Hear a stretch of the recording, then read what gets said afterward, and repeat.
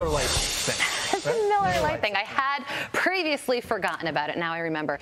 CNN commentators are fuming over their own network's report on dysfunction in the West Wing. Here to react, Fox News contributor Joe Concha. Joe, here is a piece of the CNN on CNN violence. Listen.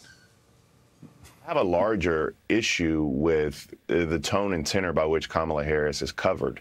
And I think we saw that in this article. When you have these articles come out, it puts a lot of us in a defensive posture because we see that a lot of people are treating Kamala Harris the same way they treated Hillary Clinton, which is attempting to end her political career in a death by a million cuts. Joe, notice that Bakari Sellers, the individual you saw speaking there, does not deny the article. He just doesn't like that his own organization did its job, you know, the reason it was founded, to do journalism, and reported facts he doesn't like. What does that tell you? Well, Todd, it tells me that the only defense cards they have to play here, it seems, are race and gender, right?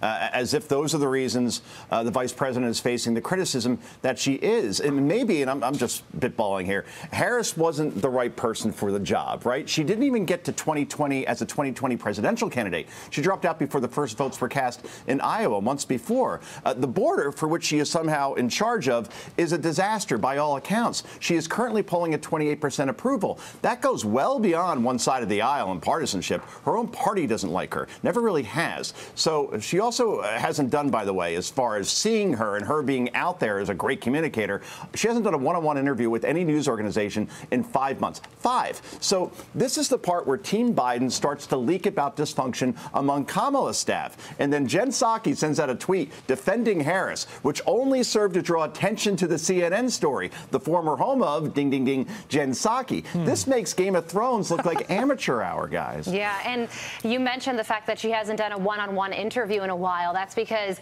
one of the last times she did, if not the last time, she said, you know, she didn't go to the border, but she also hasn't been to Europe. Sure. And that's one of the reasons why her approval rating is at 28%, because every time she speaks publicly, she seems very uncomfortable, and people can see through that. We saw it when she was in Paris, right? And she has a big shopping bag in her hand. And somebody, I guess from the European press, got off a question, or somebody did, asking, what do you think of what's going on at the Ukraine border right now, where there are currently about 1,000 Russian troops amassing? She says, well, that's classified information. I really can't talk about it. Classified information, it's on the news everywhere. Do you have a comment for the Ukrainian people? Do you have their back? Is the administration on this? Or she just said it's just something we're really focused on right now. So, yeah, she is packaged. She is scripted a lot like her boss, actually. And now you have to wonder what happens in 2024 if Joe Biden does run. Is Kamala Harris along for the ride, or is she thinking, no, I should be the nominee? It's kind of delicious to watch on some level after all the leaking that went on during the Trump White House. Yeah. To quote the vice president, I wonder what the plan is. Sorry, had to go there. Yeah, you know, but with approval ratings like that, 28% lower than Biden, how can you even consider running for higher office? Joe, before we let you go, I want to get your thoughts on this. MSNBC skipping the Kyle Rittenhouse defense's closing argument after airing the prosecutor's case to the jury. Joe, how chilling is it that MSNBC apparently thinks there is only one side that should be heard in a trial?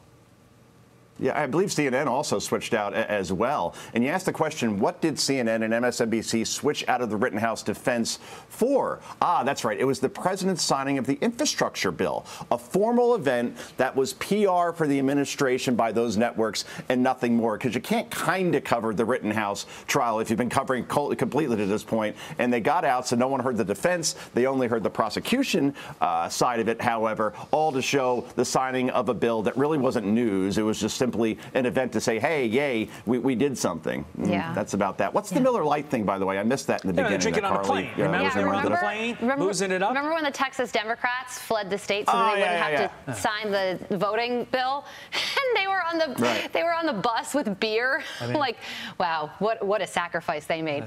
Joe, you make a Carly, wonderful they got to go with our sacrifice drink every morning, being on our show. Is that a sacrifice? It's a sacrifice, yeah. Let's call it an opportunity. No, not at all. Carly, they got to go with our drink. You're a bourbon girl, which I was very pleasantly surprised to see when we did a happy hour on Fox Nation one time. So you're in Texas, secret. You got to go Maker's Mark. Joe, thanks so much. Indeed. I'm Steve Ducey. I'm Brian Kilmeade. And I'm Ainsley Earhart. And click here to subscribe to the Fox News YouTube page to catch our hottest interviews and most compelling analysis.